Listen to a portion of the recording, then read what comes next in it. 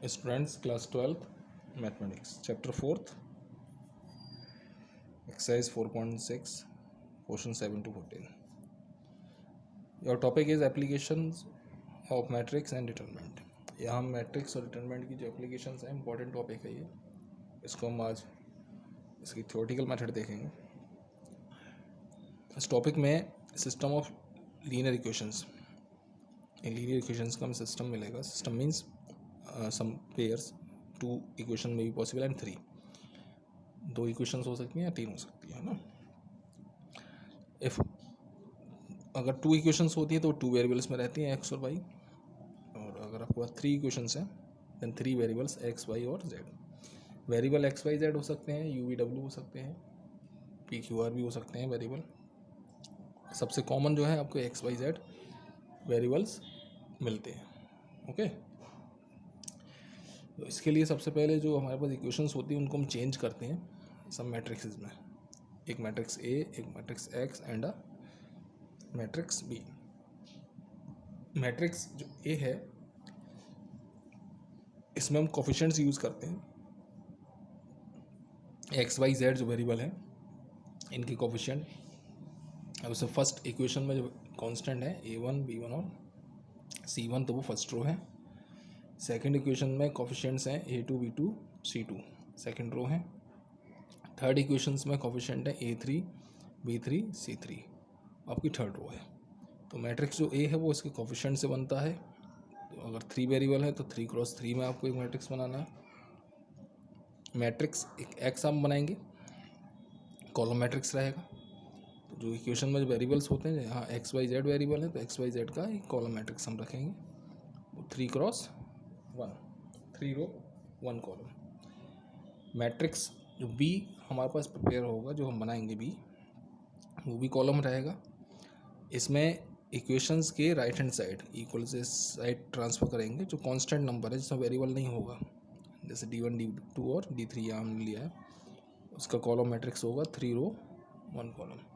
तो ये जो मैट्रिक्स ए, एक्स और बी है इनको हम लिख सकते हैं in the form of as A in multiply X equal to B. Means जब इन दोनों का मल्टीप्लाई करेंगे और इससे कंपेयर करेंगे तो हमारी इक्वेशंस आएंगी. अब यहाँ 2 केस जनरेट होते हैं. मे बी पॉसिबल ये जो मैट्रिक्स ए है ये सिंगुलर हो सकता है और नॉन सिंगुलर और सिंगुलर. अगर सिंगुलर मैट्रिक्स है तो एक्स, वाई, जेड का आंसर आएगा, इक्वेशन सॉल्व हो जाएंगी, जिसको हम यूनिक सॉल्यूशन कहेंगे. इसकी कंडीशन रहती है डिटरमिनेंट इस मैट्रिक्स का 0 नहीं होगा. अगर 0 होता है तो वो सिंगुलर मैट्रिक्स हो जाएगा. फिर उसमें कुछ और केसेस जनरेट होते हैं. 0 नहीं है तो हमारा सॉल्यूशन हुआ. तो अगर ये 0 नहीं होता है, it is not equal to 0, then we have to be find a value A inverse. हमको ए इनवर्स निकालना होगा. ए इनवर्स हम कोफैक्टर्स यूज़ करके हम फाइंड करेंगे. हम ए इनवर्स फाइंड करेंगे और ए इनवर्स को यूज़ करके हम एक्स निकाल सकते हैं 1 determinant A into adjoint A multiply B. Okay, तो ए इनवर्स कोफैक्टर से हम निकालेंगे एडजॉइंट यूज़ करते हुए.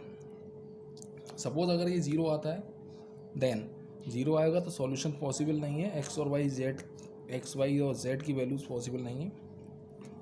बस हमें उसमें 2 केसेस बताने होते हैं, इनकन्सिस्टेंट सॉल्यूशन है या कंसिस्टेंट सॉल्यूशन है. इनकन्सिस्टेंट उस केस में रहेगा जो एडजॉइंट ऑफ ए और बी का प्रोडक्ट अगर 0 नहीं होता, 0 मैट्रिक्स नहीं है, देन उसके सॉल्यूशन बोला जाएगा इनकन्सिस्टेंट. मतलब कि प्योरली उसमें सॉल्यूशन नहीं होगा, नो सॉल्यूशन. और अगर उनका प्रोडक्ट आपका 0 होता है देन इट इज़,